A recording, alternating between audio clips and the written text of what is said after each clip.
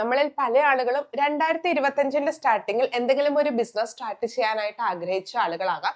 അതിൽ ചില ആളുകളൊക്കെ ബിസിനസ് സ്റ്റാർട്ട് ചെയ്തിട്ടുണ്ടാകാം അല്ലെ. തീർച്ചയായിട്ടും നമ്മളുടെ ജ്വല്ലറി ക്ലോത്തിങ് ബ്രാൻഡ് ആയിട്ടുള്ള മീസല്ല സ്റ്റാർട്ട് ചെയ്തിട്ടുണ്ടായിരുന്നതും 2025 തന്നെയായിരുന്നു. നമുക്ക് ആ ഒരു ബിസിനസ്സിന് നല്ല രീതിയിൽ തന്നെ മുന്നോട്ട് കൊണ്ടുപോകാനായിട്ട് സാധിക്കുന്നുണ്ട്. അപ്പോൾ നമ്മൾ മാർക്കറ്റ് സ്റ്റഡി ചെയ്തതിന്റെ അടിസ്ഥാനത്തിൽ നമുക്ക് മനസ്സിലായിട്ടുള്ള 2026 വിജയിക്കാൻ സാധ്യതയുള്ള ബിസിനസിന്റെ ഡീറ്റെയിൽസ് ആണ് ഞാൻ നിങ്ങളുമായിട്ട് ഷെയർ ചെയ്യാനായിട്ട് പോകുന്നത്. നമ്മൾ മാർക്കറ്റ് സ്റ്റഡി ചെയ്തതിന്റെ അടിസ്ഥാനത്തിലാണ് ഈ ഒരു ബിസിനസ് ഡീറ്റെയിൽസ് നിങ്ങളുമായിട്ട് ഷെയർ ചെയ്യുന്നത്.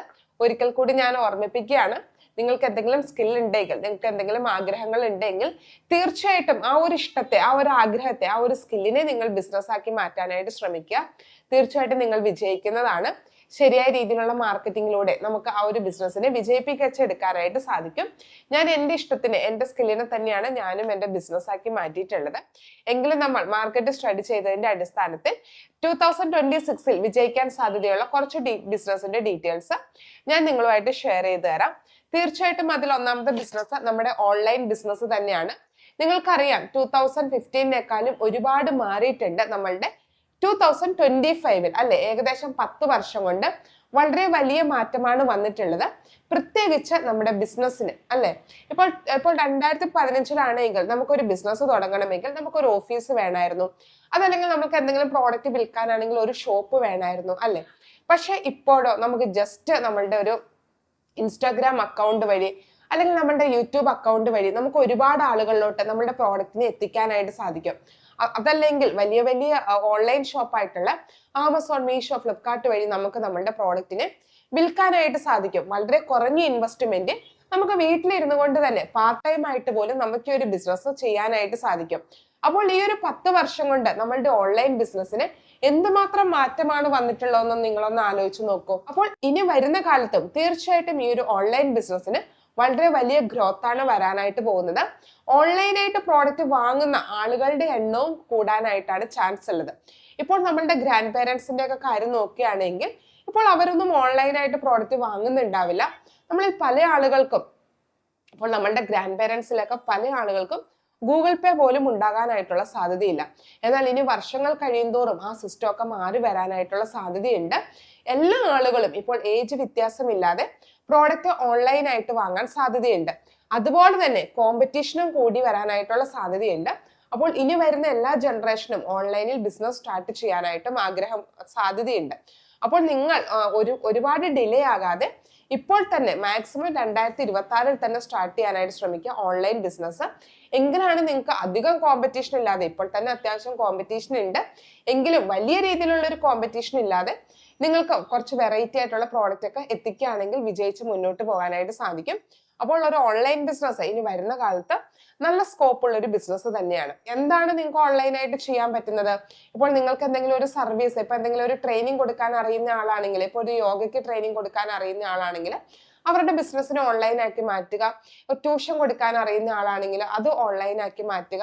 അങ്ങനെ ഇപ്പൊ നമ്മളുടെ അടുത്ത് എന്തെങ്കിലും പ്രോഡക്റ്റ് ഉണ്ടെങ്കിൽ അത് ഓൺലൈനാക്കി മാറ്റുക. അങ്ങനെ പ്രോഡക്റ്റ് ഇല്ലാത്ത ആളുകളാണെങ്കിലോ നല്ല പ്രോഡക്റ്റ് ഐറ്റംസ് നോക്കി മാനുഫാക്ചേഴ്സിന്റെ കയ്യിൽ നിന്ന് എടുത്തിട്ട് നിങ്ങൾക്ക് വിൽക്കാനായിട്ട് സാധിക്കും. അടുത്തതായിട്ട് നമുക്ക് സ്കോപ്പ് തരുന്ന ബിസിനസ് ആണ് AI റിലേറ്റഡ് ആയിട്ടുള്ള ബിസിനസ്. നിങ്ങൾക്കറിയാം ഇപ്പോൾ ഉള്ള സാധാരണ ആളുകൾക്ക് ആർട്ടിഫിഷ്യൽ ഇന്റലിജൻസ് നല്ല രീതിയിൽ യൂസ് ചെയ്യാനായിട്ട് അറിയില്ല. എന്നാൽ ഇത് പഠിക്കാൻ ആഗ്രഹിക്കുന്ന കുറെ ആളുകളുണ്ട്. കാരണം അവരുടെ ബിസിനസ് പർപ്പസിന് വേണ്ടി അതല്ലെങ്കിൽ ജോലിക്കൊക്കെ വേണ്ടിയിട്ട് പഠിക്കാൻ ആഗ്രഹിക്കുന്ന കുറെ ആളുകളുണ്ട്. അപ്പോൾ നിങ്ങൾക്ക് ഈ ഒരു AI ഇൻട്രസ്റ്റ് ഉണ്ടെങ്കിൽ അപ്പോൾ നിങ്ങൾ AI കുറിച്ച് കൂടുതൽ പഠിക്കുകയും മറ്റുള്ള ആളുകൾക്ക് ട്രെയിനിങ് കൊടുക്കുകയും ചെയ്താൽ വിജയിക്കാനായിട്ടുള്ള സാധ്യതയുണ്ട്. ആർട്ടിഫിഷ്യൽ ഇന്റലിജൻസിന് ഇനി നല്ലൊരു ചാൻസ് ആണുള്ളത്. അപ്പോൾ ആർട്ടിഫിഷ്യൽ ഇന്റലിജൻസ് യൂസ് ചെയ്തുകൊണ്ട് നിങ്ങൾക്ക് വീഡിയോസ്, പോസ്റ്റർ, പിന്നെ അതുപോലെ തന്നെ മറ്റുള്ള ആളുകൾക്കൊക്കെ ട്രെയിനിങ് കൊടുക്കാനായിട്ട് സാധിച്ചാൽ നല്ലൊരു സ്കോപ്പ് തന്നെയാണുള്ളത്. ആർട്ടിഫിഷ്യൽ ഇന്റലിജൻസ് റിലേറ്റഡ് ആയിട്ടുള്ളൊരു ബിസിനസ് കാറ്റഗറി നിങ്ങൾക്ക് ക്രിയേറ്റ് ചെയ്തെടുക്കാനായിട്ട് സാധിക്കും. അടുത്തതാണ് നമ്മുടെ ക്ലൗഡ് കിച്ചൺ എന്നുള്ളത്. നിങ്ങൾക്കറിയാം പണ്ടത്തെക്കാളും ഒരുപാട് വ്യത്യാസം വന്നിട്ടുണ്ട് വീട്ടിൽ കുക്ക് ചെയ്യുന്ന രീതിക്ക്. ഇന്ന് പല ആളുകളും ഇപ്പോൾ എന്തെങ്കിലും കറി, എന്തെങ്കിലുമൊക്കെ ഫുഡ് ഐറ്റംസ് ഒക്കെ ഇത്തരത്തിൽ ക്ലൗഡ് കിച്ചണിൽ നിന്ന് ധാരാളം വാങ്ങിക്കുന്നത് നമ്മൾ കണ്ടുവരുന്നുണ്ട്. അതും ഓരോ വർഷം കഴിയുന്തോറും കയറി വന്നുകൊണ്ടിരിക്കുന്ന ബിസിനസ് ആണ് ക്ലൗഡ് കിച്ചൺ, അതല്ലെങ്കിൽ വീട്ടിലെ ഊണ്, അല്ലെങ്കിൽ ടിഫിൻ ബിസിനസ്, അത്തരത്തിലുള്ള ഫുഡ് റിലേറ്റഡ് ആയിട്ടുള്ള ബിസിനസ്സുകൾക്ക് നല്ല സ്കോപ്പാണ് ഇനി വരുന്ന വർഷങ്ങളിലുള്ളത്. അപ്പോൾ നിങ്ങൾക്ക് ഈ ഒരു ക്ലൗഡ് കിച്ചൺ റിലേറ്റഡ് ആയിട്ടുള്ള ബിസിനസ് സ്റ്റാർട്ട് ചെയ്യാനായിട്ട് സാധിക്കും. അടുത്ത സ്കോപ്പുള്ള ഒരു ബിസിനസ് ആണ് യോഗ, അതുപോലെ തന്നെ ജിമ്മ്, അത്തരത്തിലുള്ള ഹെൽത്ത് റിലേറ്റഡ് ആയിട്ടുള്ള സെന്ററുകൾ സ്റ്റാർട്ട് ചെയ്യുക എന്നുള്ളത്. പ്രത്യേകിച്ച് നമ്മളുടെ 90 കിഡ്സ് എല്ലാവരും തന്നെ ഹെൽത്ത് അത്യാവശ്യം നോക്കുന്ന ആളുകളാണ് ഇപ്പോഴത്തെ ഈ ഒരു ജനറേഷനിൽ ഉള്ളത്. ഇപ്പോഴത്തെ ഒരു 90 കിഡ്സ് എന്ന് വെച്ചാൽ നമ്മളുടെ ഒരു 90 കിഡ്സ് ഉള്ളത് തീർച്ചയായിട്ടും യോഗയ്ക്കൊക്കെ പണ്ടത്തേക്കാൾ കൂടുതൽ ആളുകൾ ഇന്ന് പ്രാധാന്യം നൽകുന്നുണ്ട്. അപ്പോൾ നിങ്ങൾക്ക് ഇങ്ങനെ എന്തെങ്കിലും ഒരു സ്കിൽ ഉണ്ടെങ്കിൽ, ഇത്തരത്തിലുള്ള കാര്യങ്ങളോടൊക്കെ ഇൻട്രസ്റ്റ് ഉണ്ടെങ്കിൽ നിങ്ങൾക്ക് ഇതിനെ ഒരു ബിസിനസ് ആക്കി മാറ്റാനായിട്ട് സാധിക്കും.